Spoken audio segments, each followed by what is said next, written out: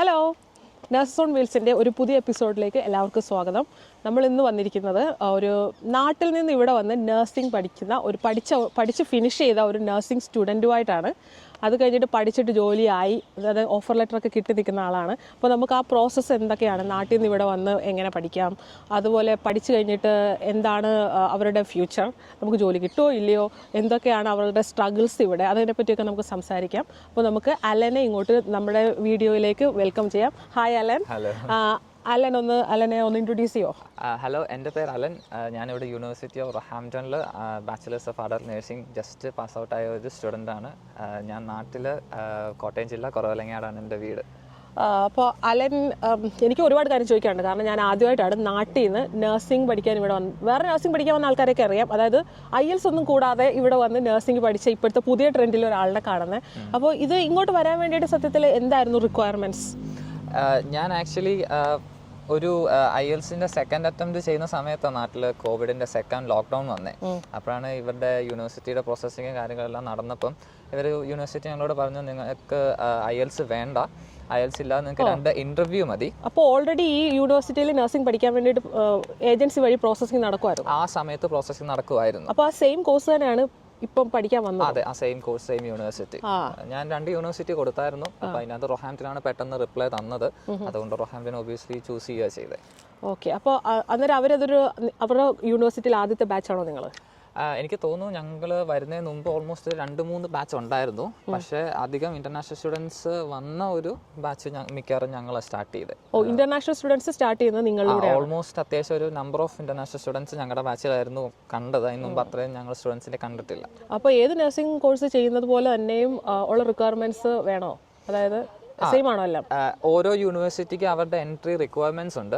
ഇപ്പം ആ സമയത്ത് ഞങ്ങൾക്ക് ജസ്റ്റ് 2 ഇൻ്റർവ്യൂ മതിയായിരുന്നു. ഫസ്റ്റ് ഇൻ്റർവ്യൂ പാസ്സായി കഴിഞ്ഞാൽ സെക്കൻഡ് ഇൻ്റർവ്യൂവിലുള്ള അലോട്ട്മെന്റ് അവർ തരും. അത് ജസ്റ്റ് പാസ്സായി കഴിഞ്ഞാൽ പിന്നെ അവർ നമുക്ക് ക്യാഷിന് വെക്കുക, ക്യാഷ് കംപ്ലീറ്റ് ചെയ്ത് കഴിഞ്ഞാൽ വിസ പ്രോസസ്സിങ്, ആ ഒരു സെയിം പ്രൊസീജിയർ തന്നെയാണ് പൊക്കോണ്ടിരുന്നത്. അല്ല, അപ്പം നമ്മളുടെ +2 സയൻസ് മാത്സും വേണം, അത്രേ ഉള്ളൂ? +2 ഒബിയസ്ലി സയൻസ് ബാക്ക്ഗ്രൗണ്ട് വേണം. മാത്സ്, ബയോളജി ഒരു മാൻഡേറ്ററി ആണ്. ചിലർ ചോദിക്കുന്നുണ്ട് ഇപ്പോൾ കമ്പ്യൂട്ടർ എടുത്തോ, വ്യത്യാസം അങ്ങനെ എന്തോ വ്യത്യാസം. അതുപോലെ ഏജ് ലിമിറ്റ് ഉണ്ടോ? മീൻസ് ഇപ്പോൾ എത്ര വയസ്സ് വരെ അപ്ലൈ ചെയ്യാന്ന് വല്ലതും ഉണ്ടോ? ഇവിടെ അങ്ങനെ കണ്ടിട്ടില്ല. ഇന്റർനാഷണൽ സ്റ്റുഡൻസിന് അങ്ങനെ ഇല്ല. ഞങ്ങൾക്ക് ഞങ്ങളുടെ ബാച്ചിൽ തന്നെ ഒരു പ്രായമൊക്കെ ഉള്ള ഒരു 50 above ഒക്കെ ഉള്ള ആൾക്കാരൊക്കെ ഉണ്ടായിരുന്നു. അല്ല, അത് ഇവിടുത്തുകാരായിരിക്കുമല്ലോ. ഇന്റർനാഷണൽസ് ഒബിയസ്ലി വരുന്ന എല്ലാം ടീനേജേഴ്സ് തന്നെയാണ്. അത്രയും പ്രായമുള്ള ആൾക്കാരെ അങ്ങനെ കണ്ടിട്ടില്ല. ഓക്കെ. പിന്നെ ഇങ്ങോട്ട് വരാനുള്ള പ്രോസസ്സിംഗ് ഒക്കെ ആയിരുന്നു?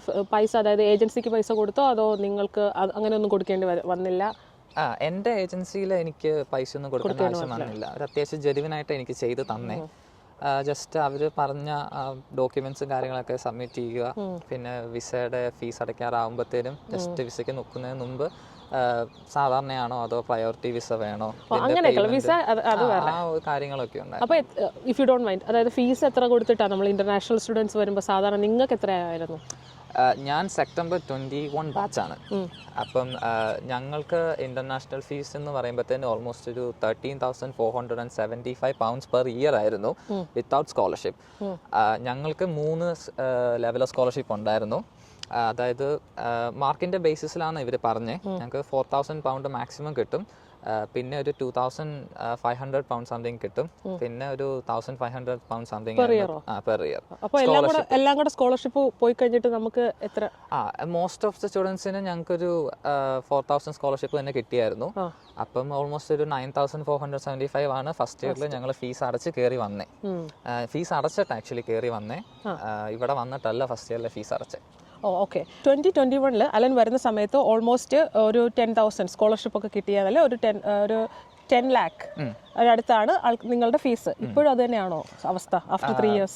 അല്ല, എനിക്ക് തോന്നുന്നു അവര് സെക്കൻഡ് ഞങ്ങളുടെ തൊട്ട് വന്ന ബാച്ച് തൊട്ട് അവർ ഫീസ് ഇൻക്രീസ് ചെയ്യുന്നുണ്ടായിരുന്നു. ഇപ്പോഴത്തെ ഒരു ഫീസ് അനുസരിച്ച് എനിക്ക് തോന്നുന്നു ഏത് യൂണിവേഴ്സിറ്റിയുടെ വെബ്സൈറ്റിൽ പോയാൽ അവരുടെ എൻട്രി റിക്വയർമെന്റ്സിന്റെ തൊട്ട് താഴെ ഒരു ഫീസ് സ്ട്രക്ചർ ഉറപ്പായിട്ടും കൊടുക്കും. അപ്പോൾ എനിക്ക് തോന്നുന്നു ഇപ്പൊ കൊടുത്തേക്കുന്ന 18,900 ആണ് EU ആൻഡ് ഇന്റർനാഷണൽ സ്റ്റുഡൻസിന് 1 year ഫീ വരുന്നത്. 13 18 ആയിട്ട് കൂടി ഓൾമോസ്റ്റ് 19,000. അപ്പോൾ ഇനി സ്കോളർഷിപ്പ് കൂടിയോ അതോ സ്കോളർഷിപ്പ് മിക്കവാറും ആ സെയിം സ്ട്രക്ചർ അവൈലബിൾ ആയിരിക്കണം 4,000 to 2,500. അപ്പോൾ ഒരു 10 ഒരു ഇതിപ്പോൾ ഒരു 13-14 കൂടി 14 കൂടിയിട്ടുണ്ട് പെർ ഇയർ. പിന്നെ IELTS ഇപ്പം വേണോ വേണ്ടയോ? IELTS ഇപ്പോൾ അവരുടെ വെബ്സൈറ്റിൽ പറയുന്നത് റൈറ്റിങ്ങിന് 6.5 ബാക്കി എല്ലാത്തിനും 7 വേണം എന്നാണ് പറയുന്നത്. അത് ഇപ്പോഴത്തെ എക്സാക്ട്ലി എങ്ങനെയാണെന്ന് എനിക്ക് മൊത്തം ഒരു ഐഡിയ ഇല്ല. അത് നമുക്ക് ആ ഒരു റിക്രൂട്ട്മെന്റ് പ്രോസസ്സിലേക്ക് കയറുമ്പോഴാണ് അവർ നമുക്ക് എക്സ്പ്ലെയിൻ ചെയ്യുന്നത്. കാരണം നമ്മൾ കുറേ അഡ്വർടൈസ്മെന്റ് കണ്ടെന്ന് പറഞ്ഞാൽ IELTS ഒന്നും ഇല്ലാതെ ഇവിടെ വന്ന് നഴ്സിംഗ് പഠിച്ച് ഇവിടെ തന്നെ ജോലിക്ക് അങ്ങനെയാണ് കണ്ടത്. അതുകൊണ്ട് ഞാൻ ചോദിച്ചതേ ഉള്ളൂ, ഇപ്പോഴും അങ്ങനെ തന്നെയാണോ അവസ്ഥ എന്ന്. ഞാനും നാട്ടിൽ നിന്ന് വരുന്ന സമയത്ത് എനിക്ക് ആ ഒരു സെയിം ഒരു സംശയം എനിക്കും ഉണ്ടായിരുന്നു. അപ്പോൾ അന്ന് പ്രോസസ്സിങ് ചെയ്ത സമയത്ത് യൂണിവേഴ്സിറ്റി പറഞ്ഞായിരുന്നു 2 ഇന്റർവ്യൂ ഉണ്ട്, അത് പാസ്സായി കഴിഞ്ഞാൽ IELTSന്റെ റിക്വയർമെന്റ് ഇല്ല എന്ന് പറഞ്ഞായിരുന്നു. പിന്നെ ഒരു +2 കഴിഞ്ഞിട്ട് നമ്മളെയൊക്കെ നാട്ടിൽ ഞാനൊക്കെ +2 ആയിരുന്ന സമയത്ത് വേറെ കൊച്ചു മോളാന്ന് പറഞ്ഞ് ഉരുട്ടി തന്നോണ്ടിരുന്ന സമയമാണ്. അപ്പോൾ +2 കഴിഞ്ഞിട്ട് നമ്മൾ ഒന്നും അറിയാത്ത ഒരു രാജ്യത്തോട്ട് കയറി വരുവാണ്. ആ ഒരു എക്സ്പീരിയൻസ് എങ്ങനെ ഉണ്ടായിരുന്നു? അത്ര നല്ല എക്സ്പീരിയൻസ് അല്ല, പക്ഷെ എന്നാലും നമ്മൾ കുറച്ച് കാര്യങ്ങൾ പഠിക്കും. നമ്മള് പേഴ്സണൽ ലൈഫ് എങ്ങനെ മാനേജ് ചെയ്യണം, ഒറ്റയ്ക്ക് ഒരു സ്ഥലത്ത് എത്തുമ്പം പുതിയൊരു അന്തരീക്ഷം, പുതിയൊരു എൻവയോൺമെന്റ്, പുതിയ ആൾക്കാർ എങ്ങനെ സർവൈവ് ചെയ്യാന്ന് പഠിക്കാം. പിന്നെ പതുക്കെ ഒരു 19 ഏജ് ഒക്കെ ആകുമ്പോഴത്തേനും പാർട്ട് ടൈം ഒക്കെ ജോലി ചെയ്ത് സ്വന്തം കാര്യം, സ്വന്തം റെന്റ് അടയ്ക്കുക, ഗ്രോസറി ഷോപ്പിംഗ് സ്വന്തമായിട്ട് ചെയ്യുക, ട്രാൻസ്പോർട്ടേഷൻ, ഇതെല്ലാം സ്വന്തമായിട്ട് കുക്ക് ചെയ്യുക, ക്ലീൻ ചെയ്യാല്ലേ, കുക്കിങ്, ക്ലീനിങ് എല്ലാം ഇതിൻ്റെ അകത്ത് വരും. നമ്മൾ നല്ലൊരു ഷിഫ്റ്റ് ഉണ്ട്. നാട്ടിൽ പഠിക്കുന്നതായിട്ട് നമുക്ക് കമ്പയർ അങ്ങനെ ചെയ്യാൻ പറ്റത്തില്ല. നമ്മളിവിടെ മൊത്തം ഒരു ഇൻഡിപെൻഡൻസിയാണ് നമ്മൾ കൂടുതൽ ഗെയിൻ ചെയ്യുന്നത്. കൾച്ചറൽ ഷോക്ക് ഉണ്ടായിരുന്നോ? കൾച്ചറൽ ഷോക്ക് എനിക്ക് അത്ര പ്രശ്നമായിട്ട് തോന്നിയില്ല. ആദ്യമൊക്കെ വന്നപ്പോൾ ഈ റോഡൊക്കെ ക്രോസ് ചെയ്യാൻ പേടിയുണ്ടായിരുന്നു. വല്ല ഫൈൻ ഉണ്ടോ ഇല്ലോ എന്നൊന്നും അറിയത്തില്ല. കാരണം ഞാനൊക്കെ വന്ന സമയത്ത് മറ്റേ 10 days ഐസൊലേഷൻ ഉണ്ടായിരുന്നു, കോവിഡിന്റെ പ്രശ്നം. ആ സമയത്താണ് വന്നേ. അതായത് രാത്രിയിൽ ഫോണൊക്കെ വീട്ടിൽ വെച്ചിട്ട് രാത്രിയിലൊക്കെ ചുമ്മാ പുറത്തൊന്ന് നടക്കാൻ ഇറങ്ങും, എങ്ങനെയുണ്ടെന്നൊക്കെ സ്ഥലമൊന്ന് നോക്കി. അങ്ങനെയൊക്കെ ആയിരുന്നു ആ ഒരു സമയം. ഇപ്പം മാറിയിട്ടുണ്ട്, ഇപ്പം ഐസൊലേഷൻ 3 വർഷമായില്ലേ. അല്ല, അപ്പോൾ ഈ യൂണിവേഴ്സിറ്റിയിൽ പഠിച്ച ഒരു എക്സ്പീരിയൻസ് എങ്ങനെ ഉണ്ടായിരുന്നു? കാരണം എഡ്യൂക്കേഷൻ സിസ്റ്റം നമ്മുടെ നാട്ടിലെ എഡ്യൂക്കേഷൻ സിസ്റ്റമായിട്ട് നല്ല വ്യത്യാസമുണ്ട് ഇവിടെ, ഇല്ലേ? നമ്മൾ മറ്റേ എക്സാമിന് പോവുക, എഴുതുക, അതിൽ നിന്ന് മാറി essay സബ്മിറ്റ് ചെയ്യുക, റെഫറൻസ് കോട്ട് ചെയ്യുക, അത് അങ്ങനെയൊക്കെ ഉള്ളൊരു സിറ്റുവേഷനിലേക്ക് വന്നപ്പോൾ എങ്ങനെ ഉണ്ടായിരുന്നു? അത് ആരാണ് ഹെൽപ്പ് ചെയ്തത്? മീൻസ് യൂണിവേഴ്സിറ്റിയിൽ നിന്ന് ഹെൽപ്പ് ചെയ്തോ? ഓക്കെ, നമ്മുടെ തിയറി ക്ലാസ് എന്ന് പറയുമ്പോഴത്തേനും അതൊരു 50% ആണ് കോഴ്സിന്റെ. പ്രാക്ടിക്കൽ പ്ലേസ്മെന്റ് ബാക്കി 50%. ഇതൊരു സാൻഡ്വിച്ച് കോഴ്സാണ് ഇവിടെ ചെയ്യുന്നത്. തിയറിയിൽ ഫസ്റ്റ് ഇയറിൽ ഓൾമോസ്റ്റ് ഒരു 4 days 5 days ക്ലാസ് ഉണ്ടായിരുന്നു വന്ന സമയത്ത്. അത് per week, Monday to Friday almost class ഉണ്ടായിരുന്നു. അല്ലെ ഇടയ്ക്ക് ഒരു ദിവസം ഓഫ് വരും. മോസ്റ്റ്ലി 4 days ക്ലാസ് ഉണ്ടായിരുന്നു. പിന്നെ കൂടുതൽ നമ്മൾ സാറ്റർഡേ സൺഡേ വർക്കിന് പോകും. ആ ഒരു വർക്ക് ഉണ്ടെങ്കിൽ ആ സമയത്ത് പതുക്കെ പിന്നെ വർക്ക് കിട്ടിയൊക്കെ വന്നേ. അത് കഴിഞ്ഞ് നമുക്ക് ടൈം ടേബിളിൽ അവർ വ്യക്തമായിട്ട് ഇടും, ഓൺലൈൻ ആണോ ഓഫ്ലൈൻ ആണോ ക്ലാസ്, ഏത് ലൊക്കേഷനിൽ, ഏത് ബിൽഡിങ്. ഞങ്ങൾക്ക് മൊത്തം ഓൾമോസ്റ്റ് 2-3 ബിൽഡിംഗ് ഉണ്ടായിരുന്നു നേഴ്സിംഗ് തന്നെ. അപ്പോൾ അവർ കറക്റ്റായിട്ടെല്ലാം നമ്മുടെ സ്റ്റുഡൻറ്റ് പോർട്ടലിൽ ടൈം ടേബിൾ അപ്ഡേറ്റഡ് ആയിരിക്കും. നമുക്ക് അത് നോക്കി എവിടെ പോകേണ്ടതെന്ന് വെച്ചാൽ പോയാൽ മതി. അല്ല, പഠിക്കുന്ന കാര്യം അവർ കൂടുതലും നമ്മൾ എന്താ ഈ ഓൺലൈൻ പ്രസന്റേഷൻ, പവർ പോയിന്റ് ഇതൊക്കെ വെച്ച് അവർ കൂടുതൽ എക്സ്പ്ലെയിൻ ചെയ്യുന്നേ. ഒരു ഇന്ററാക്റ്റീവ് സെക്ഷൻ ആണ് അവർ നോക്കുന്നത്. അതായത് സ്റ്റുഡൻസിനോട് സംസാരിക്കും.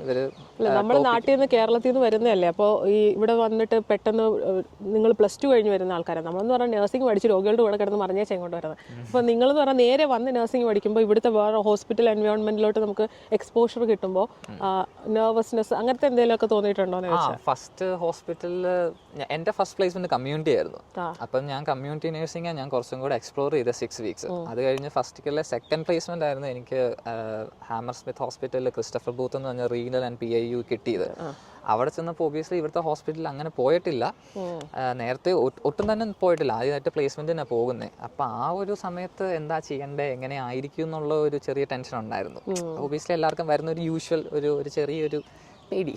നമ്മുടെ നാടും അല്ലല്ലോ, അല്ലാതെ ചോദിച്ചു അങ്ങനെ അല്ല. അതൊക്കെ പക്ഷെ ഓക്കെ ആയില്ലേ? പിന്നെ അതൊക്കെ ഒരു 3-4 monthsiനുള്ളിൽ നമുക്ക് ഇവിടുത്തെ സിസ്റ്റമായിട്ട് അഡാപ്റ്റ് ആകാൻ പറ്റും. ഇപ്പോൾ നാട്ടിൽ നിന്ന് ഇതുപോലെ നഴ്സിംഗിന് ഇപ്പോൾ ഞാൻ അറിഞ്ഞിടത്തോളം ഇവിടെയുള്ള എല്ലാ യൂണിവേഴ്സിറ്റിയിലും ഇന്റർനാഷണൽ നഴ്സിംഗിൻ്റെ ഏതാണ്ട് 2-3 ഇൻടേക്ക് ഫുള്ളാണ് ഇപ്പോൾ തന്നെ. അപ്പോൾ അങ്ങനെ വരാൻ നിൽക്കുന്ന ആൾക്കാരോട് അലൻ പറയുന്നത് കുഴപ്പമൊന്നുമില്ല, കയറി വന്നോ, പഠിക്കാൻ എളുപ്പമാണെന്ന്. പഠിക്കുക എന്ന് പറയുന്നത് അത്ര എളുപ്പമാണ്, ആക്ച്വലി പാടാന്ന് പറയാൻ പറ്റത്തില്ല. കാരണം മൊത്തത്തിലൊരു നോഷൻ ഉണ്ടല്ലോ പുറത്ത്, നമ്മൾ ഇവിടുത്തെ പുറത്തൊക്കെ പോയി പഠിക്കുന്ന നഴ്സിംഗ് ഭയങ്കര എളുപ്പമാണ് എന്ന്. ആക്ച്വലി നമുക്ക് ബേസിക്സ് അറിഞ്ഞ് എല്ലാത്തിലും ഒരു ബേസിക് പാസ് മാർക്ക് ഉണ്ട്, എല്ലാം പാസ്സായി പോകും. അവർ നമ്മളൊന്നും ചെയ്യാൻ പോകത്തില്ല. എബവ് 40 ഉണ്ട് അസൈൻമെൻറ്റിന്, എക്സാമിന് അത്യാവശ്യം പാസ് മാർക്കിന് മേളിലുണ്ടെന്നുണ്ടെങ്കിൽ ചെയ്ത് പോകും. പക്ഷെ നമ്മൾ ഈ പുറത്ത് ഈ പറയുന്ന ഒരു കാര്യം, ഇപ്പം നാട്ടിൽ നിന്ന് വരുന്ന നേഴ്സുമാർ, ഇപ്പം ഞാനൊക്കെ വാർഡിൽ പാർട്ട് ടൈം ചെയ്യുമ്പോൾ ഇവിടെ പഠിക്കാൻ ഭയങ്കര എളുപ്പമല്ല, അതാ ഇതാന്ന് പറയും. ഞാൻ തോന്നിയിട്ടുണ്ട്, ഞാൻ പിള്ളേർക്ക്, ഞാൻ മെന്ററാണ്, അപ്പൊ ഞാൻ പിള്ളേരെ സൈൻ ചെയ്യിപ്പിച്ചേക്കും, ഇതുങ്ങൾക്കൊക്കെ എന്ത് ഭാഗ്യമാ ഇങ്ങനെ കാണാം നഴ്സിംഗ് പഠിച്ചായിരുന്നെങ്കിൽ. കാരണം അഡൽട്ട് നഴ്സിംഗ് മാത്രമല്ലേ പഠിക്കുന്നുള്ളൂ, നമ്മളവിടെ 5 കൊല്ലം 4 വർഷം കിടന്ന് എല്ലാം കൂടെ പഠിച്ചല്ലേ വരുന്നത്. അല്ല, പക്ഷെ അതിൻ്റെതായ ബുദ്ധിമുട്ടുകളുണ്ട്, ഇല്ലാന്നൊന്നും അല്ല കേട്ടോ. എസ് എഴുതി പിടിപ്പിക്കാൻ ഇച്ചിരി പാടാ. ഇവിടെ തിയറിറ്റിക്കലി നല്ല ഒരു ക്വാണ്ടിറ്റി ഉണ്ട് പഠിക്കാൻ, പക്ഷെ അത് അവർ കൂടുതലും സ്ലൈഡ്സിലൊക്കെ ആക്കി വെബ്സൈറ്റിൽ ഇങ്ങനെ ഓരോ സ്ഥലത്തെടുത്ത് വെച്ചേക്കും, ഓരോ മൊഡ്യൂൾസ് ആയിട്ട് തിരിച്ച്. ഇത് വേണമെങ്കിൽ നിങ്ങൾക്ക് പഠിക്കാം, നിങ്ങൾക്ക് വേണമെങ്കിൽ നോക്കാം, വേണ്ടെങ്കിൽ നോക്കണ്ട. പക്ഷെ നിങ്ങൾക്ക് ബേസിക് ആയിട്ടുള്ള അറിഞ്ഞിരിക്കണം, ഒരു ബാൻഡ് 5-ന് വേണ്ട കാര്യങ്ങൾ അറിഞ്ഞിരിക്കണം. അതാണ് ഇവർ തൽക്കാലം നോക്കുന്നത്. ഇവർ നമ്മൾ പുറകെ ഉന്തി നടന്ന് അപ്ലൈഡ് ഹ്യൂമൻ ബയോളജി പഠിച്ചോ, അനാറ്റമി പഠിച്ചോ, നിങ്ങൾക്ക് ഇതറിയാവും ചോദിക്കത്തില്ല. പക്ഷെ പ്ലേസ്മെന്റ് മനസ്സിലാവും. ഇവരെന്താ ചെയ്യുന്നത്, ഇവർ റിസോഴ്സസ് നമുക്ക് തരും, നമ്മൾ ആവശ്യം പോലെ എക്സ്പ്ലോർ ചെയ്യാം. അതാണ് ഇവിടുത്തെ യൂണിവേഴ്സിറ്റി ലൈഫ് അങ്ങനെയാണ്. നമ്മൾ സെൽഫ് ലേണിംഗ് ആണ് കൂടുതലും. അതായത് ക്ലാസ് കഴിഞ്ഞിട്ട് ലൈബ്രറി പോവുക, അവിടെ നിന്ന് കുറച്ച് നേരം വായിക്കുക, റീക്യാപ്പ് ചെയ്യുക, എന്തെങ്കിലും ഉണ്ട് എഴുതിയെടുക്കുക, അതൊക്കെയാണ് ഇവിടെ. പക്ഷേ ചെയ്യുന്നുണ്ടോ ഇല്ലയോ എന്ന് അത് ഡിപ്പെൻസ് ഓൺ ആൾക്കാരാണ്. അപ്പോൾ വേറൊരു കാര്യം എൻ്റെ കൂട്ടത്തിൽ ഞാൻ ചോദിക്കാൻ മറന്നുപോയി. കാരണം നമ്മൾ ഇവിടെ വരുമ്പോൾ ആദ്യത്തെ മാസമൊക്കെ എത്രയായിരുന്നു ഇവിടെ റെന്റ് കൊടുത്തുകൊണ്ടിരുന്നത്? ഒരു 250-300 കൊടുത്ത് അല്ലേ? അപ്പോൾ മിനിമം. അപ്പോൾ ഇതൊക്കെ നാട്ടിൽ നിന്ന് കൊണ്ടുവരുമായിരുന്നു, അയച്ചു തരുമായിരുന്നോ? നാട്ടിൽ നിന്ന് ഞാൻ ആക്ച്വലി വന്നപ്പോൾ ഒരു 600 pounds കൈ വെച്ചായിരുന്നു. അതുകൊണ്ട് ഓൾമോസ്റ്റ് ഒരു 2 months സർവൈവ് ചെയ്തു. അത് കഴിഞ്ഞ് പിന്നെ പതുക്കെ പാർട്ട് ടൈം ജോലി കിട്ടി കയറി വന്നതുകൊണ്ട്. എത്ര ഈസിയാണ് ഒരു പാർട്ട് ടൈം ജോലി ലണ്ടനിൽ കിട്ടാൻ? ഫസ്റ്റ് ഞാൻ വർക്ക് ചെയ്തത് പെർ വീക്കെൻഡ് ജസ്റ്റ് ഒരു 20 hours ആയിരുന്നു, ഓൾമോസ്റ്റ് ഒരു മന്തിന്. കാരണം എനിക്ക് NI നമ്പർ കിട്ടിയില്ല, കോവിഡിന്റെ സമയമായതുകൊണ്ട് NI നമ്പർ ഭയങ്കര ലേറ്റ് ആയിട്ടാണ് വന്നത്. എനിക്ക് ഓൾറെഡി ഒരു ഇന്റർവ്യൂ ഞാൻ പാസ്സായിട്ട് ഞാൻ നിൽക്കുന്നുണ്ടായിരുന്നു, പക്ഷെ എനിക്ക് ചെയ്യാൻ പറ്റുന്നില്ല. അവർ പറഞ്ഞു NI നമ്പർ തന്നെ വേണമെന്ന് പറഞ്ഞു. ഞാൻ പിന്നെ വേറെ പുറത്തെ ഏജൻസി അങ്ങനെ ഒന്നും പോയില്ല, ജസ്റ്റ് ഒരു മന്ത്സ് വെയിറ്റ് ചെയ്തിട്ട് ഞാൻ പിന്നെ NI കയറുക ചെയ്തത്. 20 hours ക്ലാസ് ഉള്ള സമയത്ത്, അല്ലാത്ത സമയത്ത് നമുക്ക് ഫുൾ ടൈം വർക്ക് ചെയ്യാം. അല്ല, അപ്പോൾ ജോലി കിട്ടാൻ എളുപ്പമാണോ ഞാൻ ചോദിക്കുന്നത്? ഈ പാർട്ട് ടൈം ജോലി ഡിപ്പെൻസ് ആണ്. വരുന്ന ആൾക്കാർക്കെല്ലാം അറിയേണ്ടതാണ്, ഒരു പാർട്ട് ടൈം ജോലി എത്ര എളുപ്പത്തിൽ കിട്ടും? അത്ര എളുപ്പത്തിൽ കിട്ടത്തില്ല. നമ്മൾ ഏതാ സ്ഥലം, അവിടെ ജോബ് ഓപ്പർച്യൂണിറ്റീസ് ഉണ്ടോ, ഏത് സെക്ടറിലാണ് നമുക്ക് ജോബ് ഓപ്പർച്യൂണിറ്റീസ് ഉള്ളത്. പിന്നെ ഇവർ ബേസിക്കലി ഇവർക്ക് വേണ്ട ഫുൾ ടൈം വർക്ക് ചെയ്യുന്ന ആൾക്കാരെ കൂടുതൽ സ്ഥലത്ത് വേണ്ടേ. സ്റ്റുഡൻസ് വരുമ്പോൾ 20 hours ചെയ്യാൻ പറ്റുള്ളൂ എന്ന് പറയുമ്പോൾ ഇവർ ചെറുതായിട്ട് ഹെസിറ്റേറ്റ് ചെയ്യും. പക്ഷെ അത് കഴിഞ്ഞ് പിന്നെ നമ്മുടെ പെർഫോമൻസ് ഇന്റർവ്യൂവിനൊക്കെ ചെയ്യുന്നതും, പിന്നെ നമുക്ക് അറിയാവുന്ന ആൾക്കാരുണ്ട് വർക്ക് ചെയ്യുന്ന സ്ഥലത്ത്, അങ്ങനെയൊക്കെ ചെറിയ റെക്കമെൻഡേഷൻ ഒക്കെ കയറാൻ എളുപ്പമുണ്ട്. ആ ഒറ്റ കാര്യമേ ഉള്ളൂ. അപ്പോൾ ഇപ്പം പാർട്ട് ടൈം ചെയ്യുന്നില്ലേ? ഞാൻ ഫസ്റ്റ് ഇയറിൽ ഞാൻ ജസ്റ്റ് ഒരു 1 month ക്യാഷ് ഇൻ ഹാൻഡ് ചെയ്തു. അത് കഴിഞ്ഞ് പക്ഷെ അത് 20 hours താഴെ തന്നെയായിരുന്നു, കൂടുതൽ പോയിട്ടില്ല. അത് കഴിഞ്ഞ് സെക്കൻഡ് ഇയർ പിന്നെ ഞാനൊരു കെയർ ഹോമിലാണ് ഞാൻ വർക്ക് ചെയ്തത്. ഒരു ഓൾമോസ്റ്റ് ഒരു 9 months സിഗ്നേച്ചർ എന്ന് പറഞ്ഞൊരു കെയർ ഹോമിൽ ഞാൻ വർക്ക് ചെയ്തിട്ട് ഞാൻ പ്ലേസ്മെന്റ് ഒക്കെ കഴിഞ്ഞപ്പോൾ എനിക്ക് അവിടുത്തെ ഒരു വാർഡ് മാനേജർ ഇങ്ങനെ റെക്കമെൻഡ് ചെയ്തു, നിനക്കെന്നാൽ ബാങ്ക് സ്റ്റാഫിൽ കയറിക്കഴിഞ്ഞാൽ നിനക്ക് പല ഹോസ്പിറ്റലിലും പോകാം. പക്ഷെ ഞാൻ കെയർ ഹോമിൽ വർക്ക് ചെയ്യുന്ന സമയത്ത് ഞാൻ അത്യാവശ്യം കംഫർട്ടബിൾ ആയിരുന്നു. ലൈക്ക് അവിടെ വലിയ സ്ട്രെസ് ഒന്നും ഇല്ല. ഡിമെൻഷ്യ കെയർ ഹോം ആയിരുന്നു, അതുകൊണ്ട് എല്ലാം കോമഡി ആയിരിക്കും. അതുകൊണ്ട് അങ്ങനത്തെ ഒരു വൈബിൽ അങ്ങ് പോയിക്കൊണ്ടിരുന്ന സമയത്ത് ഞങ്ങളുടെ കെയർ ഹോമിന്റെ മാനേജ്മെന്റ് മാറി. പിന്നെ അവർ ചെറുതായിട്ടൊക്കെ കെയർ അസിസ്റ്റൻസിനെ ബ്ലെയിം ചെയ്യാൻ തുടങ്ങിയപ്പോഴാണ് അവിടുന്ന് ആൾക്കാർ എല്ലാവരും പോയി കൂട്ടത്തിൽ അല്ലെങ്കിൽ വേറെ ജോലി. അസൈൻമെന്റ്സ് ഉണ്ടല്ലോ, എല്ലാവരും പറയുന്നത് പൊതുവേ അസൈൻമെന്റ് ചെയ്യാനാ പാടെന്നാണ്. ഈ ഡെസർട്ടേഷൻ ഒക്കെ അതൊക്കെ നിങ്ങൾ എങ്ങനെ ചെയ്തൊപ്പിച്ചു? ഓക്കെ, ഡെസർട്ടേഷൻ നമുക്ക് വരുന്ന 3rd ഇയറിലെ ലാസ്റ്റ് ഒറ്റ അസൈൻമെന്റ് മാത്രമേ ഉള്ളൂ, 6000 wordsന്റെ. അതിന് മുമ്പ് ഫസ്റ്റ് ഇയറിൽ നമുക്ക് ചെറിയ ചെറിയ അസൈൻമെന്റ്സേ ഉള്ളൂ. 500 wordsന്റെ ഫസ്റ്റ് ഒരു അസൈൻമെന്റ് ഉണ്ട്, പിന്നെ 2000 wordsന്റെ സെക്കൻഡ് ഒരു അസൈൻമെന്റ് ഉണ്ട്.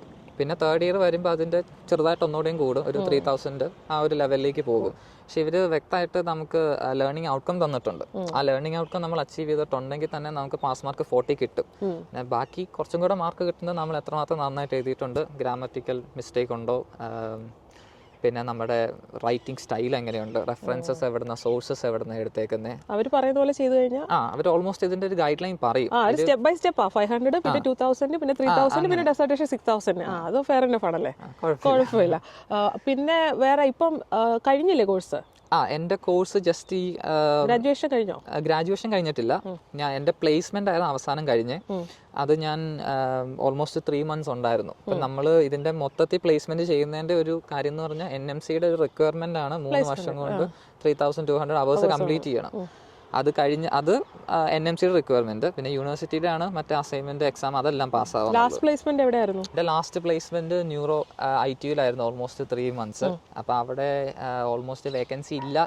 അപ്പം പക്ഷെ അവർക്ക് നമ്മൾ അത്യാവശ്യം നന്നായിട്ട് പെർഫോം ചെയ്യുവാണെങ്കിൽ അവിടുത്തെ മേട്രൺസോ അല്ല വാർഡ് മാനേജറോ നമ്മളെ സപ്പോർട്ട് ചെയ്യും. അപ്പം അങ്ങനെ എനിക്കൊരു റെക്കമെൻഡേഷൻ കിട്ടിയിട്ടാണ് ഞാൻ ഒരു ന്യൂറോ സർജറി വാർഡിൽ തന്നെ എനിക്കിപ്പോൾ ഒരു ജോബ് ഓൾമോസ്റ്റ് സെറ്റ് ആയിട്ടുണ്ട്. ജസ്റ്റ് പേപ്പർ വർക്ക് തുടങ്ങിയിട്ടേ ഉള്ളൂ ട്രാക്കിൽ, വേറെ പ്രത്യേകിച്ച് ഒന്നും തന്നെ ആയിട്ടില്ല. അത് ഓൾമോസ്റ്റ് ജോലി ആയെന്നാണ് എൻ്റെ അർത്ഥം. ഇവിടെ DBSനകത്ത് വേറെ പ്രശ്നങ്ങളൊന്നും ഇല്ലെങ്കിൽ ജോലി കിട്ടിയെന്നാണ് എൻ്റെ അർത്ഥം. കൺഗ്രാറ്റുലേഷൻസ്.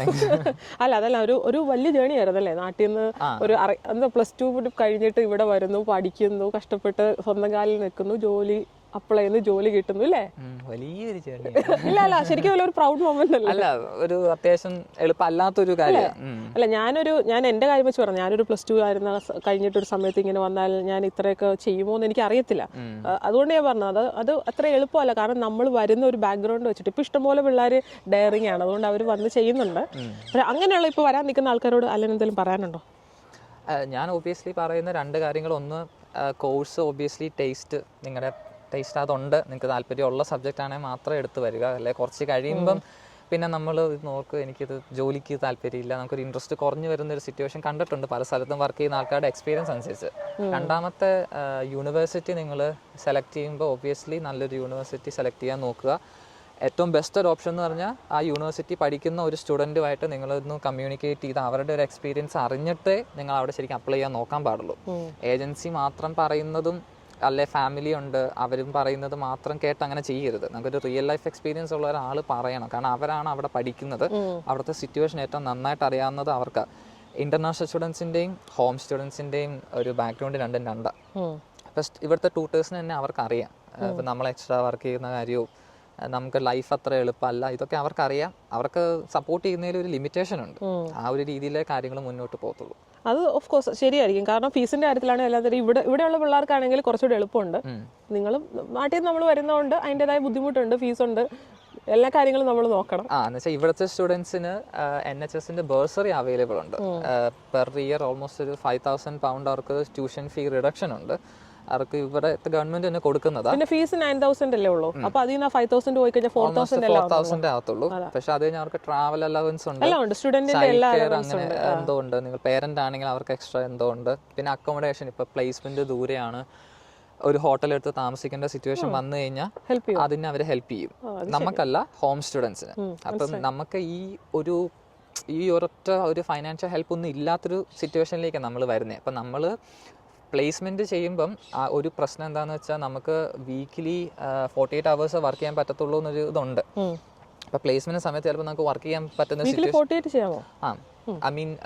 പ്ലേസ്മെന്റ് സമയത്ത് പക്ഷെ അത് NA ആണ്. പക്ഷെ ആ സമയത്ത് ചിലപ്പോൾ നമുക്ക് പാർട്ട് ടൈം ചെയ്യാൻ പറ്റത്തില്ല. പെയ്ഡ് ഓർ അൺപെയ്ഡ് ചെയ്യാൻ പറ്റത്തില്ല, അങ്ങനെ ഒരു പ്രശ്നമുണ്ട്. അപ്പൊ 3 day ഒക്കെ ആണെങ്കിൽ നമുക്ക് ഒരു ലോങ് ഡേ ഷിഫ്റ്റ് ചെയ്യാൻ പറ്റും. അല്ലെങ്കിൽ ചെയ്യുന്ന ആൾക്കാരുണ്ട്, അത് സ്വന്തം റിസ്ക് എടുത്തേ ചെയ്യാവുള്ളൂ. പൈസയുടെ ഷോർട്ടേജ് വരും. പൈസ ഷോർട്ട് ഒബിയസ്ലി വരും. നമ്മൾ ഫൈനാൻഷ്യൽ ഒരു സ്ട്രക്ചർ ഇവിടെ മെയിൻറ്റെയിൻ ചെയ്ത് കഴിഞ്ഞാൽ ഫീസ് അടയ്ക്കാൻ പറ്റും. ഇച്ചിരി പാടാണ്, ഇച്ചിരി കഷ്ടപ്പാടാണ്. പക്ഷെ അതൊരു ഫസ്റ്റ് ഇയറിലെ ഒരു ഡിസിപ്ലിൻ പോലെ പ്രാക്ടീസ് ചെയ്ത് കൊണ്ടുവരുവാണെങ്കിൽ നല്ലതാണ്. അൺവാണ്ടഡ് എക്സ്പെൻസ് ഏറ്റവും കൂടുതലുള്ള ഒരു കൺട്രി ആയത്. ഇപ്പം എല്ലാവർക്കും ഒരു ട്രെൻഡ് ഉണ്ടല്ലോ, വന്നു കഴിഞ്ഞാൽ ഉടനെ ഐഫോൺ എടുക്കുന്നു. അത് ചെയ്യാം, നിങ്ങൾക്ക് നിങ്ങളുടെ ഫൈനാൻഷ്യൽ സിറ്റുവേഷൻ അനുസരിച്ച് താല്പര്യം അനുസരിച്ച് ചെയ്യുക. പക്ഷെ ബെയർ ഇൻ മൈൻഡ് വേറെയും കാര്യങ്ങൾ മുന്നിൽ കിടപ്പുണ്ട്. നിങ്ങൾക്ക് ജോലി കിട്ടി കഴിഞ്ഞിട്ടാണേലും വേറെയും കാര്യങ്ങൾ ചെയ്യാൻ പറ്റും. എടുത്ത് ചാടി ഒരു തീരുമാനം എടുക്കാതെ ജസ്റ്റ് എല്ലാം നോക്കിയും കണ്ടും ചെയ്യുക. എല്ലാം ഒന്ന് കണക്ക് കൂട്ടി പോയാൽ അടിപൊളിയായിട്ട് ചെയ്ത് കഴിഞ്ഞ് ജോലി കിട്ടിയിട്ട് കുറച്ചുകൂടെ എൻജോയ് ചെയ്യാനല്ലേ. എന്നെ സംബന്ധിച്ച് എനിക്ക് ആകെ ഒരു താല്പര്യം ഉണ്ടായിരുന്നൊരു കാര്യം എന്ന് പറഞ്ഞാൽ ഫീസ് പറ്റുന്ന പോലെ ഉണ്ടാക്കുവാണെങ്കിൽ ജോലി കിട്ടിക്കഴിഞ്ഞാൽ എനിക്ക് അതിന്റെ സ്ട്രെസ് കുറയ്ക്കാൻ പറ്റും. അല്ല ഞാൻ ജോലി ഓൾമോസ്റ്റ് ഇപ്പം ലോണിൽ നിന്നാണ് കംപ്ലീറ്റ് എടുത്തതെങ്കിൽ ആവറേജ് ഒരു സ്റ്റുഡൻറ്റിന് ഓൾമോസ്റ്റ് ഒരു 30 to 35 lakhs എൻ്റെ സമയത്ത് സ്റ്റുഡൻറ്റ് ഫീസ് തന്നെ ഉണ്ട്. ഇപ്പം അത് കൂടി വരുന്നൊരു സിറ്റുവേഷനാണ്. ഓൾമോസ്റ്റ് 14 ആയി. അപ്പോൾ അതിൻ്റെ ഒരു റേഞ്ച് പിന്നെയും കൂടിയാണ് പോകുന്നത്. അപ്പം അതിൻ്റെ ആ ഒരു സിറ്റുവേഷൻ നോക്കിയേ നമ്മൾ കാര്യങ്ങൾ ചെയ്യാനുള്ളൂ. ഇവിടെ വന്നിട്ട് വരുന്നതൊക്കെ നല്ലതാണ്. നമ്മൾ നോക്കി കണ്ടൊക്കെ എല്ലാം ഒരു ബഡ്ജറ്റ് ചെയ്തൊക്കെ ജീവിക്കാമെങ്കിൽ എല്ലാ കാര്യങ്ങളൊക്കെ തട്ടിമുട്ടിയൊക്കെ അങ്ങ് പാസ്സായി കിട്ടും അല്ലേ. പക്ഷെ വേറൊരു കുഴപ്പമൊന്നും നമ്മൾ ഹെൽത്തും നോക്കണം. കാരണം ഒത്തിരി സ്റ്റുഡൻസ് എനിക്കറിയാവുന്നതും കേട്ടിട്ടുള്ളതായിട്ടുള്ള ആൾക്കാർ ഈ ഭക്ഷണം കഴിക്കുന്നില്ല സമയത്തിന്, ജോലിക്ക് കൂടുതൽ ഇമ്പോർട്ടൻസ് ഒക്കെ കൊടുത്ത് അവരുടെ ഹെൽത്ത് കളഞ്ഞ് പ്രശ്നം വന്ന ആൾക്കാരും ഉണ്ട്. ഇപ്പോൾ പ്ലേസ്മെന്റ് സമയത്ത് നമ്മൾ സിക്ക് ആകുമ്പോൾ പ്ലേസ്മെന്റ് അവേഴ്സ് നമുക്ക് ചെയ്യാൻ പറ്റുന്നില്ല. അപ്പോൾ നമ്മൾ എക്സ്ട്രാ പ്ലേസ്മെന്റ് പിന്നെ ചെയ്യേണ്ടി വരും. എങ്ങനെ വന്നാലും 3 വർഷം കൂടി 2300 കവർ ചെയ്യണം. പിന്നെ പ്ലേസ്മെന്റ് പാസ്സാവണം. അല്ല, അത് എനിക്ക് തോന്നുന്നു നാട്ടിൽ നിന്ന് വരുന്ന പല യൂണിവേഴ്സിറ്റി സ്റ്റുഡൻസിനെ അപേക്ഷിച്ച് നഴ്സിംഗ് കുറച്ചുകൂടെ നമ്മൾ ഡിമാൻഡിങ് ആണ് പഠിക്കുന്നത്. കാര്യം എന്ന് വെച്ചാൽ നമുക്ക് സെറ്റ് ഗോൾസ് ഉണ്ട്. അതായത് ഇത്ര ക്ലിനിക്കൽ അവേഴ്സ് അത് എല്ലാം ചെയ്തേ പറ്റുള്ളൂ, അല്ലാതെ നമുക്ക് പാസ്സാവാൻ പറ്റത്തില്ല. ബാക്കിയുള്ളതിനകത്ത് പിന്നെയും കുറച്ചുകൂടെ ഒക്കെ, അല്ലാതെ കോളേജിൽ പോകുന്നതാണെങ്കിൽ കുറച്ചുകൂടെ ഒക്കെ നമുക്ക് എന്തെങ്കിലുമൊക്കെ ചെയ്യാം. ഇത് പക്ഷെ അങ്ങനെ പറ്റത്തില്ലല്ലോ. ഇവിടെ എല്ലാത്തിനും മൊത്തമായിട്ട് നല്ലൊരു റെക്കോർഡുണ്ട്. 1 മണിക്കൂറിന് വരെ അവർ റെക്കോർഡ് ചെയ്ത് വെക്കും. നമുക്ക് മൊത്തം ഇപ്പോൾ പാഡ് എന്ന് പറഞ്ഞ സിസ്റ്റം ഉണ്ട്. ഞങ്ങൾക്ക് കുറച്ച് ഹോസ്പിറ്റൽസും യൂണിവേഴ്സിറ്റി അത് പ്രാക്ടീസ് ചെയ്യുന്നുണ്ട്. അപ്പം അതിൽ നമ്മുടെ 3 വർഷത്തെ ഫുൾ പ്ലേസ്മെന്റ് ജേർണി അതിൽ സേവ്ഡ് ആണ്. നമ്മൾ എവിടെയാണ് പ്ലേസ്മെന്റ് ചെയ്ത് എത്ര മണിക്കൂർ ചെയ്തു, പ്രൊഫിഷ്യൻസീസ് എന്തൊക്കെയാണ് സൈൻ ഓഫ് ചെയ്തത്, മാൻഡേറ്ററി ആയിട്ടുള്ള പ്രൊഫിഷ്യൻസീസ് ഏതൊക്കെ അച്ചീവ് ചെയ്യേണ്ടതുള്ള, അങ്ങനെ മൊത്തം ഒരു ലിസ്റ്റ് ഉണ്ട്. അലൻ്റെ ബാച്ചിൽ വേറെ മലയാളികളുണ്ടോ? ഞങ്ങൾ മൊത്തം ഓൾമോസ്റ്റ് ഒരു 18 മലയാളികളുണ്ട്. ഇന്ത്യക്കാര് 2 പേരുണ്ട്, ഹിന്ദി സംസാരിക്കും. മൊത്തം 20 പേര്. അപ്പോൾ നിങ്ങളാണല്ലോ ഫസ്റ്റ് ബാച്ച് ഇന്റർനാഷണൽ. വേറെ ആർക്കെങ്കിലും കൂട്ടത്തിലുള്ള ബാച്ചിലുള്ള ആരെങ്കിലും ഒക്കെ ഇതുപോലെ ജോലി ഓഫർ ഒക്കെ ആയോ? അതോ എല്ലാവരും അപ്ലൈ ചെയ്ത് വരുന്നതേ ഉള്ളൂ. പേപ്പർ വർക്കും കാര്യങ്ങളും നടക്കുന്നുള്ളൂ. കംപ്ലീറ്റ് വിസ അങ്ങനെ അടിച്ചു പേപ്പർ വർക്ക് നടക്കുന്നുണ്ട്. അതായത് അവർക്ക് ഓൾമോസ്റ്റ് ജോലിയായി, നിയർലി ഓൾമോസ്റ്റ് ആയി. അതായത് ഇന്റർവ്യൂ കിട്ടി നിൽക്കുവാണ് എല്ലാവരും. അപ്പോൾ കുഴപ്പമില്ല. അപ്പോൾ അതാണ് നമുക്ക്. അപ്പോൾ അലൻ വേറെ ആരെങ്കിലും അറിയാം ഇതുപോലെ നേരത്തെ വന്ന് വേറെ യൂണിവേഴ്സിറ്റി പഠിക്കുന്ന ഇതുപോലെ നഴ്സിംഗിൽ വന്നിട്ട് ജോലിയായി, അങ്ങനെ ആരെങ്കിലും കണ്ടിട്ടുണ്ടോ? ഞാൻ പ്ലേസ്മെന്റിനൊക്കെ പോയ സമയത്ത് കിങ്സ്റ്റൺ ഹോസ്പിറ്റൽ AIയിൽ ഞാൻ കുറച്ച് മലയാളി ആൾക്കാരെ കണ്ടിട്ടുണ്ട്. ഇവിടെ പഠിച്ച ആൾക്കാർ തന്നെയാണ്. അവർ ഇവിടെ തന്നെ വേറെ യൂണിവേഴ്സിറ്റിയാണ്, പക്ഷെ ഇവിടെ വന്ന് ജോലി ചെയ്യുന്നു. അതിനകത്ത് മിക്സ്ഡ് ആയിട്ടുള്ള ആൾക്കാരുണ്ട്. ലൈക്ക് ഇവിടെ ചെറുപ്പത്തിൽ വന്ന് ഇവിടെ തന്നെ പഠിച്ച സിറ്റിസൺസ് ഉണ്ട്, അല്ലാത്ത ഇന്റർനാഷണൽ വന്നവരുണ്ട്. അപ്പോൾ അങ്ങനെ അപ്പോൾ ഒരു നല്ല കാര്യമാണ് ഇപ്പോൾ നമ്മൾ നഴ്സിംഗ് ഓപ്ഷൻ എടുക്കുന്നത്. അതായത് അലൻ പറഞ്ഞ പോലെ ഇൻട്രസ്റ്റ് ഉണ്ടെങ്കിൽ ജോലിയുടെ പെർസ്പെക്റ്റീവിൽ കിട്ടാൻ അത്ര പാടില്ലാത്ത ഒരു ജോലിയാണ് ഇല്ല. പക്ഷെ എങ്കിലും ഇപ്പം അവർ ഇന്റർനാഷണൽ റിക്രൂട്ട്മെന്റ് നിർത്തിവെച്ചിട്ട് ഹോം സ്റ്റുഡൻസിന് കുറച്ചും കൂടെ ഒരു അഡ്വാൻറ്റേജ് കൊടുക്കുന്നുണ്ട്. പക്ഷെ എന്നാലും ചില ആൾക്കാർക്ക് അവരുടെ ടേസ്റ്റിന് ഇഷ്ടപ്പെട്ട ഒരു സ്പെഷ്യാലിറ്റിയിൽ ജോലി കിട്ടാൻ ചിലപ്പോൾ ഒരു ഇച്ചിരി പാട് കാണും. അവിടെ വേക്കൻസി കാണണമെന്നില്ല. എവിടെയെങ്കിലും ജസ്റ്റ് ഒരു എക്സ്പീരിയൻസ് കിട്ടിക്കഴിഞ്ഞാൽ പിന്നെ ഇൻട്രാ ഹോസ്പിറ്റൽ ട്രാൻസ്ഫർ എന്ന് പറഞ്ഞ ഓപ്ഷൻ ഉണ്ട്. സെയിം ഹോസ്പിറ്റലിൽ നമുക്ക് ഇഷ്ടമുള്ള സ്ഥലത്തേക്ക് വേക്കൻസി വരുമ്പോൾ ചാടാൻ പറ്റും. അപ്പോൾ ഒരു സിറ്റുവേഷനിൽ ഞാനിപ്പം അറിയാവുന്ന ആൾക്കാരുമായിട്ട് സംസാരിച്ചതിലെല്ലാം മനസ്സിലാക്കിയ ഒരു കാര്യം എന്ന് പറഞ്ഞാൽ നഴ്സിംഗ് ഇവിടെ പഠിച്ച ആൾക്കാർക്ക് കുറച്ചും കൂടെ ജോലി കിട്ടാൻ കുറച്ചും കൂടെ എളുപ്പമുണ്ട് ബാക്കിയുള്ള കോഴ്സ് വെച്ച് കമ്പയർ ചെയ്യുമ്പോൾ. പല ആൾക്കാരും ഇവിടെ മാസ്റ്റേഴ്സ് ആണെങ്കിലും ഈ കൊമേഴ്സ് റിലേറ്റഡ് എന്തെങ്കിലും വന്നിട്ട് ഇവർ BSW തന്നെ അപ്ലൈ ചെയ്തവർക്ക് വേറൊരു ഓപ്ഷൻ ഇല്ലാത്തൊരു സിറ്റുവേഷനിലേക്ക് വരുന്നുണ്ട്. പക്ഷേ ഇൻ കമ്പാരിസൺ മൊത്തത്തിൽ നോക്കുമ്പം ജോലി സാധ്യത കുറച്ച് കൂടുതലുണ്ട്, കുറച്ച് സേഫ് ആണ്. ഈ 2 അഡ്വാൻറ്റേജ് ഉറപ്പായിട്ട് നഴ്സിംഗ് ഇവിടെ പഠിക്കുന്നവർക്കുണ്ട്. നിങ്ങളുടെ ഇന്റർനാഷണൽ സ്റ്റുഡൻസിൽ വന്നവർ എല്ലാവരും പാസ്സായിട്ടുണ്ടോ? ഇനി ആരെങ്കിലും ഉണ്ടോ പാസ്സാവാത്ത? അത് അസൈൻമെന്റിന്റെ ബേസിസിൽ നോക്കുമ്പം കുറച്ച് പേർക്കൊരു പ്രശ്നങ്ങൾ വന്നിട്ടുണ്ടായിരുന്നു. അങ്ങനെയുള്ളവരൊക്കെ അത് എല്ലാ യൂണിവേഴ്സിറ്റിയിലും ചെയ്യുന്ന പ്രൊസീജിയർ സെയിമാ. അവര് അറ്റംപ്റ്റ് കൊടുക്കും. ചിലപ്പോൾ അൺഫോർച്ചുനേറ്റ്ലി അറ്റംപ്റ്റ് കിട്ടാത്ത ആൾക്കാരുണ്ട്. അപ്പം അങ്ങനെയുള്ളൊരു നാട്ടിൽ ജസ്റ്റ് പോകണം, ഇവിടെ നിൽക്കാൻ പറ്റത്തില്ല. നാട്ടിൽ പോയി ആ പേപ്പർ ക്ലിയർ ചെയ്തിട്ട് ഒരു 1 ഇയർ ഗ്യാപ്പ് മൊത്തത്തിൽ വരും. അല്ല, അപ്പൊ നാട്ടിൽ പോയിട്ട് അവരെന്ത് ചെയ്യും? അവിടെ എങ്ങനെ ക്ലിയർ ചെയ്യാൻ പറ്റും? നാട്ടിൽ പോയി നമുക്ക് അസൈൻമെന്റ് അവിടെ സബ്മിറ്റ് ചെയ്ത് റിസൾട്ട് വന്നു കഴിഞ്ഞിട്ട് പിന്നെ ഒന്നോടെ വിസ പ്രോസസ്സിംഗ് തുടങ്ങി നമ്മൾ ഫസ്റ്റ് ഇയറിൽ എങ്ങനെ കയറി വന്നോ ആ സെയിം പ്രോസസ്സ് ഒന്നോടെ റീസ്റ്റാർട്ട് ചെയ്യണം. ഇപ്പം വരുന്ന ഒരു വ്യത്യാസം എന്ന് പറഞ്ഞാൽ ഫീസ് സ്ട്രക്ചർ സെയിം ആയിരിക്കും. നിങ്ങൾ സ്റ്റാർട്ട് ചെയ്ത സെയിം ഫീസ് സ്ട്രക്ചർ ആയിരിക്കും. പക്ഷെ വിസയുടെ ഒക്കെ ഫീസ് മൊത്തത്തിൽ ഏപ്രിലിൽ ഗവൺമെന്റ് കൂട്ടിയായിരുന്നല്ലോ. അപ്പം IHSന്റെ ഫീസും വിസയുടെ ഫീസും കുറച്ചും കൂടെ എക്സ്പെൻസീവ് ആയി വന്നിട്ടുണ്ട്. അപ്പോൾ അസൈൻമെന്റ് അങ്ങനെ കുറെ പേരുണ്ടോ? അതോ അല്ല, അസൈൻമെന്റ് ആക്ച്വലി നമുക്കൊരു മാക്സിമം 3 അറ്റംപ്റ്റ് സംതിങ് ഉണ്ട്. നമുക്ക് 2 അറ്റംപ്റ്റ് ഉറപ്പായിട്ടും ഉണ്ട്. അവിടെ കിട്ടിയില്ലെങ്കിൽ മാത്രമേ, അതൊരു അൺഫോർച്ചുനേറ്റ് കാര്യം. പക്ഷേ അസൈൻമെന്റിന്റെ കാര്യത്തിൽ നമ്മൾ റൈറ്റിംഗ് സ്കില്ലും ലാംഗ്വേജും അത് എങ്ങനെ എഴുതുന്നു എന്നുള്ളതിനകത്ത് പഠിത്തവും അതുമായിട്ട് എനിക്ക് തോന്നുന്നില്ലേ അത്ര വലിയ ബന്ധമുണ്ടോ? അസൈൻമെന്റിൽ മൊത്തത്തില് അതൊരു എഴുതുന്ന ഒരു സ്കില്ലിൽ ആണല്ലോ, നമ്മുടെ ഒരു പ്രസന്റിംഗ് സ്കില്ലിനകത്താണല്ലോ അവസാനം ഇരിക്കുന്നത് അസൈൻമെന്റ് അല്ലേ? നമ്മൾ എഴുതുന്ന ടോപ്പിക്ക് കറക്റ്റ് ആണോ, അതിന്റെ കാര്യങ്ങളെല്ലാം തന്നെ ഉണ്ടോ എന്ന് നോക്കുന്നു. ഇവർക്ക് സപ്പോർട്ട് കൊടുക്കും അപ്പോൾ യൂണിവേഴ്സിറ്റി ഒരു തവണ എന്തെങ്കിലും പ്രശ്നം പറ്റിപ്പോയാ? ഉറപ്പായിട്ടും കൊടുക്കും. പക്ഷെ അതിന് അവർക്കും അധികം ഒത്തിരി എക്സ്റ്റെൻസീവ് ആയിട്ട് ഹെൽപ്പ് ചെയ്യാൻ പറ്റത്തില്ല. പ്രത്യേകിച്ച് നമുക്ക് വിസയുടെ റെഗുലേഷൻസും കാര്യങ്ങളും അങ്ങനെ റെസ്ട്രിക്ഷൻസ് ഉള്ളത് കൊണ്ട് ഹോം സ്റ്റുഡൻസ് ആണെങ്കിൽ പിന്നെയും കുഴപ്പമില്ല, അവർക്ക് അത്ര അവരത്ര അഫക്ട് ചെയ്യത്തില്ല. പക്ഷേ ഇന്റർനാഷണൽ സ്റ്റുഡൻസിന് അത് ശരിക്കും അഫക്ട് ചെയ്യും. അപ്പൊ അസൈൻമെന്റ് മാക്സിമം ഫസ്റ്റ് അറ്റംപ്റ്റിൽ തന്നെ പാസ്സാവുക എന്നുള്ള ഒരു പ്രയോറിറ്റിയാണ്. പക്ഷെ എന്നാലും സെക്കൻഡ് അറ്റംപ്റ്റിൽ എടുക്കാൻ നോക്കുക. തേർഡിലേക്ക് ഇൻ കേസ് കിട്ടിയില്ലെങ്കിൽ ഒരു ഇയർ പുറകോട്ട് പോകുന്നതിനേക്കാളും നല്ല ഭേദമാണ് എങ്ങനെയെങ്കിലും ഒന്ന് എഴുതി എടുക്കുന്നത്. പുറത്തൊക്കെ കൊടുത്ത് അസൈൻമെന്റ് ചെയ്യുന്ന ആൾക്കാരുണ്ട്, പക്ഷെ എന്നാലും തന്നെ ചെയ്യാൻ പറ്റുന്ന കാര്യമേ ഉള്ളൂ. നമ്മൾ ഇച്ചിരി സമയവും ഒരിച്ചിരി എഫേർട്ട് കിട്ടണം. നാട്ടിൽ നിന്ന് ഇവിടെ വന്ന് നഴ്സിംഗ് പഠിച്ച് ഇപ്പോൾ ജോലിയൊക്കെ ആയിട്ട് നിൽക്കുന്നത് അലൻ നമ്മളോട് ഇത്രയും ഇൻഫർമേഷൻസ് ഷെയർ ചെയ്യാൻ ഈ സമയം സ്പെൻഡ് ചെയ്തതിന് താങ്ക് യു. ഇനി എന്തെങ്കിലും ആർക്കെങ്കിലും ഒക്കെ ക്വസ്റ്റ്യൻസ് ഉണ്ടെങ്കിൽ നമ്മുടെ ഇതിന് താഴെ കമൻറ്റ് ചെയ്യുക, നമ്മൾ അതിന് ആൻസേഴ്സ് ചെയ്യുന്നതാണ്. അപ്പോൾ നമ്മുടെ വീഡിയോ ഇഷ്ടപ്പെട്ടെങ്കിൽ ഗൈസ് ലൈക്ക് ഷെയർ മറ്റേ സബ്സ്ക്രൈബ്. അപ്പോൾ ഇനി അടുത്തൊരു വീഡിയോ ആയിട്ട് വരുന്നവരെ ബൈ.